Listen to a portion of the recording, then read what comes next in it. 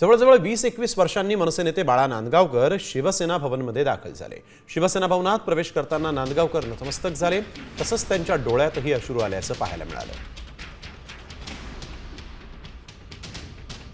यावेळेस त्यांच्याशी बातचीत केली आहे आमचे प्रतिनिधी संजय गडदे यांनी। नांदगावकर साहेब, काय सांगाल? तब्बल 2 दशकानंतर आपण आज शिवसेना भवनमध्ये आज प्रवेश केलेला आहे। प्रवेश करताना नतमस्तक, काय भावना पहिले?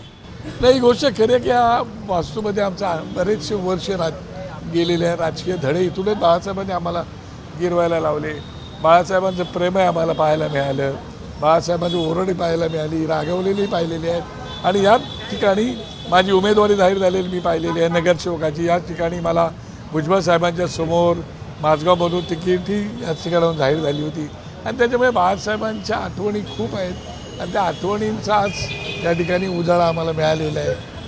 आपण अनेकदा दोन्ही बंधू एकत्र येण्यासाठी प्रयत्न केले होते। आता या 3 महिन्यामध्ये 7 वेळा दोघे भाऊ एकत्र आलेले आहेत। अनेकदा आपण देखील त्या घटनेचे साक्षीदार राहिलात।